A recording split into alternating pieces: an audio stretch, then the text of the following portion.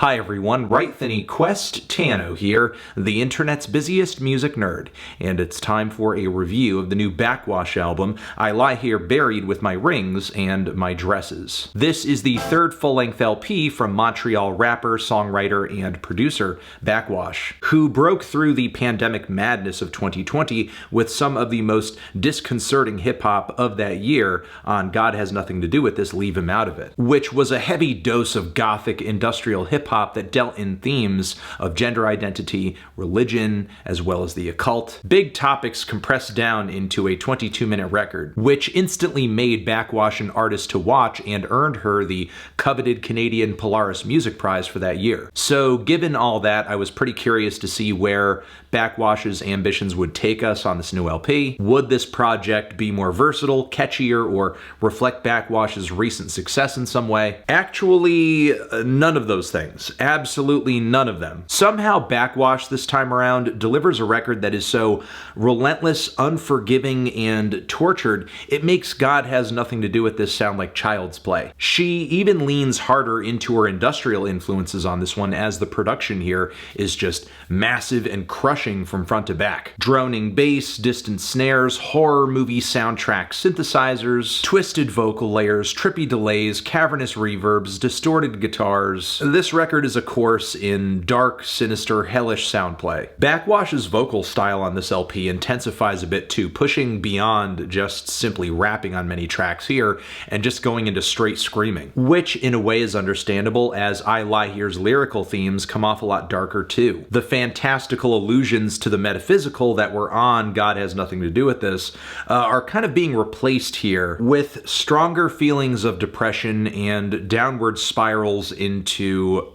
drugs and addiction. Pills, coke, and everything in between gets run through on this LP, and it's not a pretty sight, intentionally so. And the way much of this ties into overt references toward suicide, this project is not for the faint of heart. So in a word, I found I Lie Here to be pretty terrifying once I got to the core of it, even if I do think the project has a somewhat questionable kickoff. The opening mantras on pain layering over each other on the purpose of pain, about halfway through I feel like the point of this track is kind of made. Extending it beyond here just seems unnecessary. Meanwhile, on Wail of the Banshee, while I love Backxwash's verse on this track, as it pretty much illustrates what this record is going to be about, the production feels too alike that of the following title track, like it's just a slight variation of the same beat concept. So yeah, toward the very beginning of this thing, I would have hoped for a little bit more instrumental variety, but from here out, I'm pretty impressed with every track on this project to some degree. The title track here features some abrasive layered screams from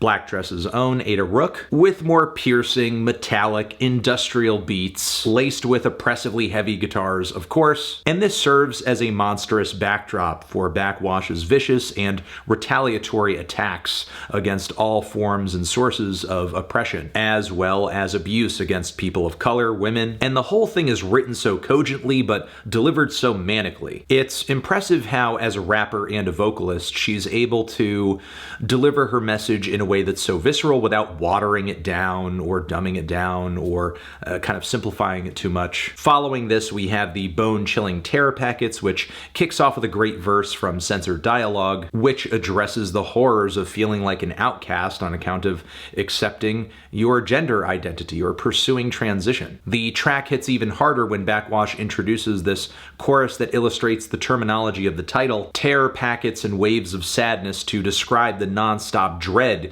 informing the twisted sounds and anxious emotions throughout this entire record. In Thy Holy Name is marked with eerie keyboard leads as well as some religious undertones in the lyrics, specifically in regards to LGBTQ persecution under the guise of godliness. Many of the lyrics as well are obsessed with this idea of God saving one or salvation of some sort, but then wrestling with the bigotry against gays and those in the LGBTQ community from these religious institutions, or just kind of tossing and turning over the idea that this salvation is kind of denied to these individuals in the scriptures. The second verse on this track extends into a cynical diatribe against figures like Obama firing off missiles, billionaires sucking resources off of the greater society. It's a pretty bleak bleak outlook delivered with one of the most fiery flows on the entire project. Blood in the Water is one of the shorter tracks here, but it is not short on punch. It is a twisted motif with some of the most extreme vocals on the record.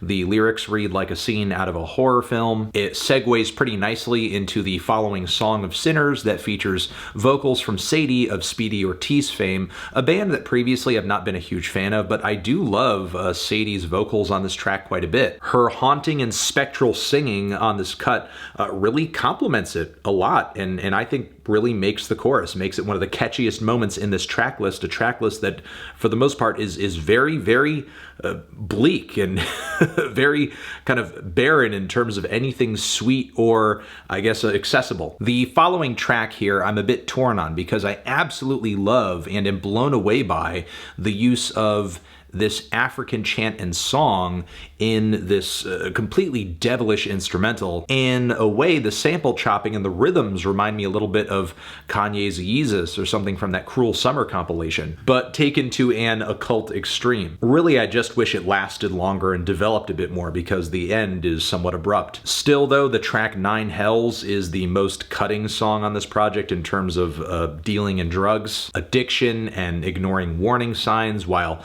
just indulging in these fantastical and bizarre fantasies. But again, Backxwash's portrayals here are very careful. It is an incredibly intense and self-aware track. It's not attempting to paint a pretty picture. It's not a blissful moment here. The explosive conclusion this song reaches says as much and is pure industrial mayhem. Then the closing track, Burn to Ashes, is maybe the most devastating spot on the record. In so many ways, I think Backxwash saves the darkest spot on this project for last, because here the suicidal themes of this record come into sharp focus with a frightening first verse. The last portion of the song kind of puts things at ease a little bit lyrically, but the track overall is still a lot to take in. Really, it's a fantastic finish to this project and more than I think I could put into words personally. But yeah, outside of just a lack of variety in the first leg, wanting a somewhat bigger start for this project and